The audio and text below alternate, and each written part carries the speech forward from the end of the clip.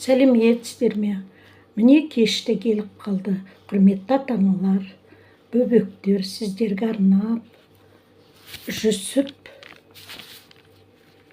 Мерген деген ертегіні әрі қарай жалғастырамыз. Мыстанның айтқан серік мүлтіктіксіз орындайды. Қан бүгін тынық, ертең бір жұмыс тапсырамын дейді. Ертеңде серіктің ұшы қиыры көрінбейтін бидайды таң атқанша орып бер деп бұйырады қан. Сол кезде қанның 5 қызы бар екен. Ең кіші серікпен жасты екен. Серік жылап отырса, сен неге жылайсың дейді қыз. Серік қызға жайын айтады. Сонда қыз тұрып, сол да сөз бе екен, жүр екеуміз орып келейік дейді. Қыз барады да 5 бауға толтырып әдейгенше орып тастайды. Ертеңде қан серікті далаға етіп шығады. Дала алай-дүлей жел екен. Сол жерге барып тарын ұшырда таң атқанша жина деп бұйырады. Серік қызға келеді. Қыз екеуі тарын лезде 5 қапқа жинап алып аузын буып қояды. Енді қан ат үйрет деген серік қуанып кетеді. Сонда қыз, ол тағы саған үйрету қиынға түседі. Сен мына 2 шоқпардың біреуін ал, үстіне мінгенде ат көкке ұшады дейді. Сонда сен осы шоқпармен атты бастан ұр. Ол сенің ұрғаныңа қарамас, қолың талар, бірақ қолыңның талғанына қарама, ұра бер. Егер ұрмасаң, сол аттың үстінде өлесің дейді. Серік қыздың айтқан дәл орындайды.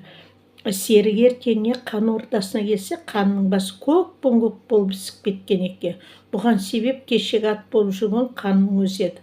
Қызының серікке көңіл қосқысы келетінін аңғарған қан серікке енді 5 ат келеді. Соның ішінен таңдағаныңды ал дейді. Таң ата 5 ат келеді. 4-еу тұлпар, 1-еу ақсақтай. Серік ақсақтайға жабысады. Қан тұрып, 4 тұлпардың 1-еуін алмай тұрып, ақсақтайды не аласың дейді. Серік, өзім жаман адаммын, маған жаман ат жарайды, жауап қайтарады. Енді 5 қызың қан жерге көмеді. Осы қыздардың сүйген қызың тауып ал дейді. Серік іздеп бір жерді қазса, өзінің сүйген қызы Гүлбаршын шығады. Сол баяғы қалпы өзіне көмектесетін қанның кіші қызы еді. Қан Серік пен Гүлбаршынды қосады. Гүлбаршын асқан сиқыршы болады. Бір күн Серік елін ойлап қамығып отырғанда, Гүлбаршын неге қамығасың дейді. Серік елін сағынғанын айтады. Қыз сонда жолға даярлану керек. Жол жабдығына кіріседі.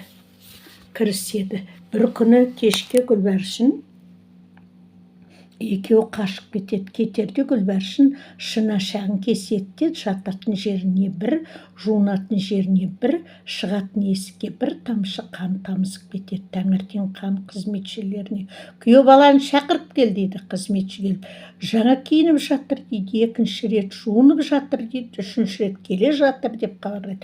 Күте келмеген соң қанның өзі келсе, мына қызметшінің көріп жүргені Гүлбаршынның қаны екен. Қызының қашып кеткен білген соң қан 40 уәзіріне қызын қудырады. 40 уәзір Серікке жақындай бергенде Гүлбаршын қызғалдақ, 2 ат қой.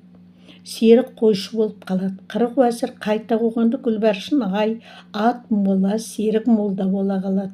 Уәзірлер қашқан қызбен күйеуі ұстай алмай қайтып келеді. Келіп көргендерін қанға айтады. Қан енді өзі деп шығады.